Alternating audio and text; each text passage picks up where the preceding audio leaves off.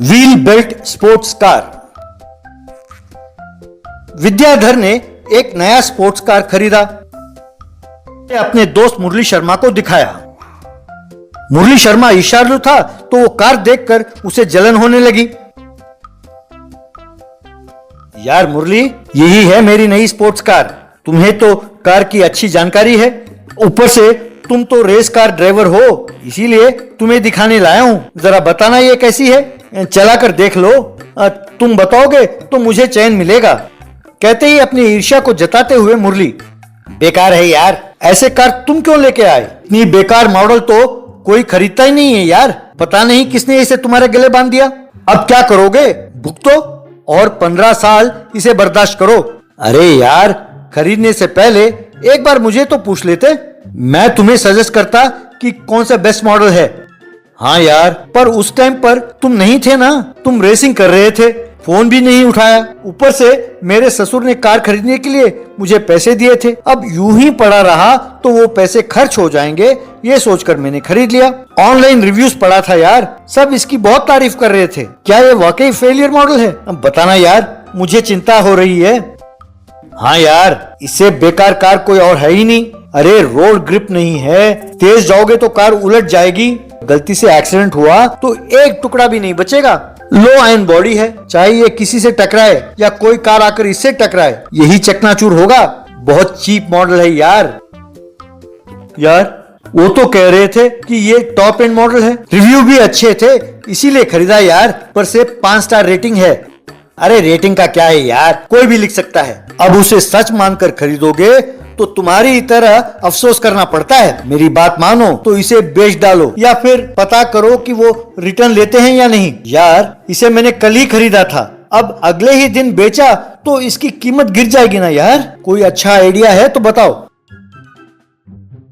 एक काम कर, कल एक स्पोर्ट्स कार रेस है, उसमें तुम अपने कार के साथ हिस्सा लो। जीत गए तो उन पैसों से नया मॉडल खरीद सकते हो। आइडिया कैसा है?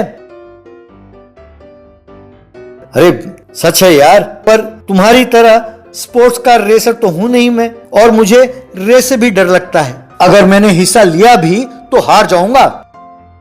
तो एक काम करते हैं, तुम्हें एतराज ना हो तो मैं तुम्हारी कार को चलाता हूँ। रेस को जीतने की जिम्मेदारी मेरी है। अब रेस में जीता तो प्राइज मनी में आधा मुझे देना होगा, हार गया तो मैं कुछ नहीं दूंगा। अगर मंजूर हो तो मैं रेस में हिस्सा लेता हूँ, क्या कहते हो? कहकर लालच दिखाया।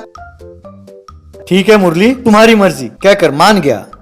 मुरली उस कार को ले जाकर अपने गैरेज में खड़ा किया और एक हथौड़े से धमाधम तोड़ते हुए,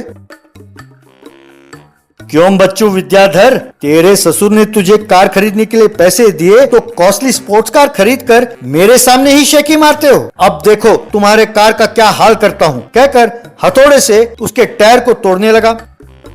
कार को दीवार से टकराते हुए, अब एंजॉय कर, इसे कबाड़ी भी नहीं खरीदेगा, कहकर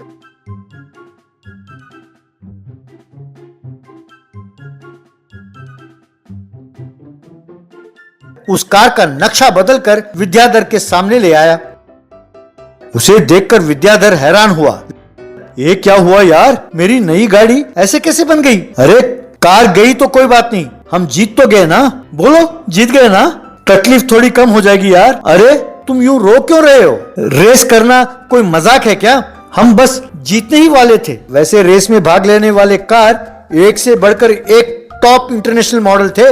वो तो मैं था जो सबको कड़ा मुकाबला दे पाया। मैंने तो पहले ही कहा था कि ये कार बेकार है। वे कार इससे टकराए तो ये देखो चूर चूर हो गया। सॉरी यार, तूने बड़े प्यार से इसे खरीदा था, ऊपर से ससुर जी के पैसे हैं। अब घर में क्या कहोगे? मुझे लगता है कि तुम्हारी पत्नी तुम्हारी खूब खातिर करने वाली है।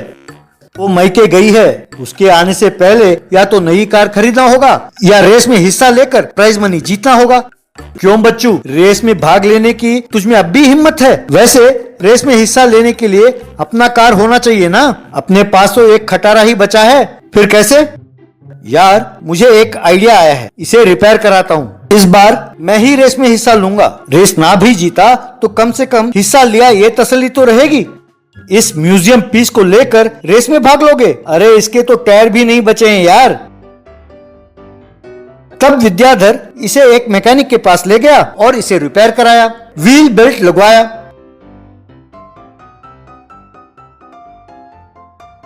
तब वो व्हील बेल्ट स्पोर्ट्स कार बन गया।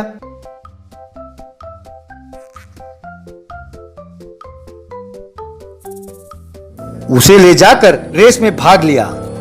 हर कार को पीछे छोड़ते हुए ये रेस में आगे चला गया और जीत गया। जीत का प्राइज मनी के साथ विद्याधर घर आया।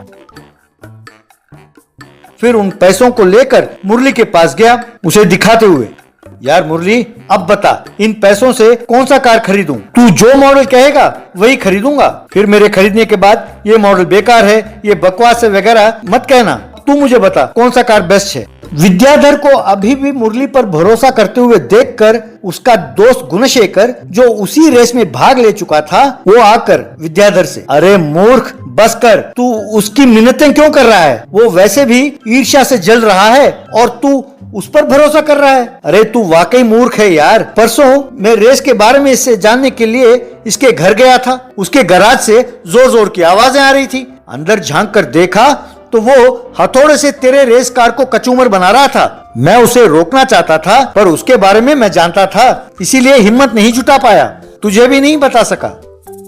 विद्याधर को सारी बात समझ में आ गई। तू सच कह रहा है? यार मुरली, तुझे अपना बेस्ट फ्रेंड मानकर तुझे कार दिखाने लाया था, उसका तुमने ये बदला लिया। कोई बात नहीं, तू मेरा नुकसान करना चाहता था, पर भगवान ने मेरे साथ न्याय किया। मुझ जैसे डरपोक को रेस में भाग लेने के लिए मजबूर किया और जिता दिया, उसके लिए धन्यवाद। तू यूं ईर्ष्या में जलना बंद कर, कहकर खुश होकर वो घर चला गया।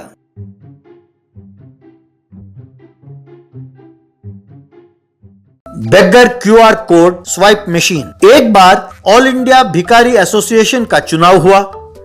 देश भर में कई स्थानों पर भिखारियों ने लाइन में खड़े होकर अपना मत देने लगे। उस चुनाव में एक व्यक्ति भारी बहुमत से जीत गया। भिखारियों ने उसे नोटों का हार पहनाकर सम्मानित किया।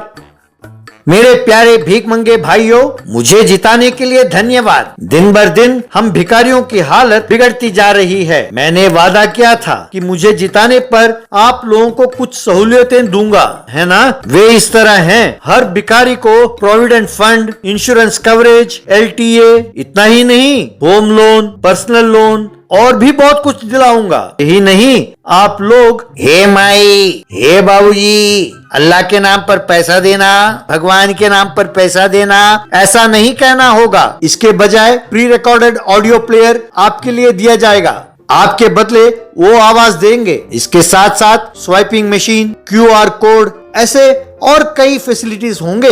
ये सुनकर सारे भिखारी खुश होकर ताली बजाने लगे। अपने भिखारी एसोसिएशन प्रेसिडेंट पन्नालाल जिंदाबाद कहकर खुशी से चिल्लाने लगे। एक गांव में भिखारी भाई नाम का एक भिखारी था। वो बहुत होशियार था। वो मंदिर के बाहर बैठकर, बाबूजी, माई, मंदिर में दान पेटी में पैसे डाले तो वो पुजारी के जेब में जाएगा। पुजारी को किस बात की कमी है? उन्हें हर महीने वेतन मिलता है, उससे आपको पुण्य कैसे होगा? यदि वही पैसे मुझ जैसे को देंगे तो आपका दुगना पुण्य होगा। आइए सर, आइए, आपके अकाउंट में पुण्य जमा करने का मौका है, इसका लाभ उठाइए, स्वर्ग में सुखी रहेंगे आप, कहकर आवाज देने लगा। ये बात सुनकर सब उसे भीख डालने लगे। उसके पास ही भिखारी बाबू नाम का एक और भिखारी रहता था। उसे भिखारी भाई की होशियारी देखकर बहुत ईर्ष्या होती थी। एक दिन एक व्यक्ति एक बॉक्स लेकर आया। भैया, यहाँ पर तुम में से भिखारी भाई कौन है? मैं हूँ भिखारी भाई। कहिए क्या बात है, ये क्या बॉक्स है? मैंने तो अमेज़न या फ्लिपकार्ट में कोई ऑर्डर नहीं दिया था। अरे, इस बॉक्स में एक स्वाइपिंग मशीन और एक QR कोड कार्ड है। भिखारी एसोसिएशन के प्रेसिडेंट ने इन्हें भेजा है। हेलो, तो मैं भी भिखारी हूँ, मैं भी एसोसिएशन का मेंबर हूँ, मैंने भी वोट डाला था उन्हें जिताने के लिए, फिर मुझे क्यों नहीं भेजा? ये सबको नहीं दिया जाता, ये उन्हीं को दिया जाता है जिन्हें हर महीने ज्यादा भीख मिलता है। इस एरिया के लिए भिखारी भाई को सेलेक्ट किया गया है। कांग्रेचुलेशंस भिखारी भाई, कहकर उसे बॉक्स देकर उसके साथ एक सेल्फी लेकर चला गया। ये देखकर भिखारी बाबू के तन मन में आग लग गई। एक दिन एक बस स्टॉप के पास एक लड़का एक लड़की पर लाइन मार रहा था। वो जानबूझकर लड़की को सुनाने के चक्कर में फोन पर, क्या, अरे मैं बस में क्यों जा रहा हूँ, अरे यार जस्ट फॉर ए चेंज, हर रोज फेरारी, रोल्स रॉयस, ऑडी में घूम घूम कर बोर हो गया हूँ यार, इसीलिए क्यों बस में जा रहा हूँ, कहकर नाटक करने लगा। ये सुनकर लड़की बहुत हैरान होकर उसे देखने लगी।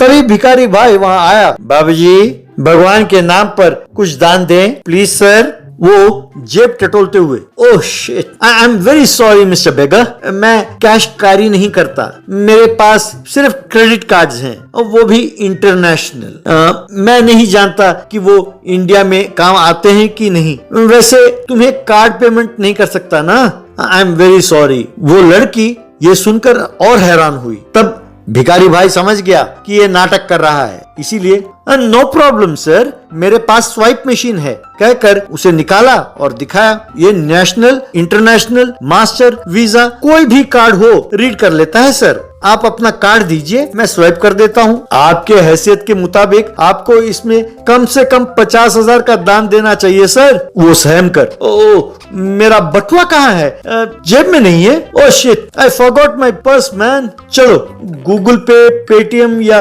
फोन पे पर दान करने के लिए तुम्हारे पास स्मार्टफोन नहीं होगा ना, अब क्या करें। चिंता ना करें सर, मेरे पास एप्पल फोन है, मैं अपना नंबर दूंगा, उसमें फिर आप एंटर करेंगे, फिर पे करेंगे, ये सब झंझट है और आपका टाइम वेस्ट है सर। ये लीजिए मेरा QR कोड, इसे स्कैन कीजिए सर, कहकर उसे दिखाया।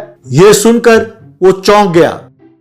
क्यों, अब तू कहेगा कि मैं फोन भूल गया, अरे जेब में चाय पीने के लिए पैसे नहीं है और बातें इंटरनेशनल करता है। अरे मैडम, ये आप पर लाइन मारने के लिए ये सब कर रहा है, समझी, कहकर उसे पकड़कर खूब मारा। बस वो वहां से भाग गया।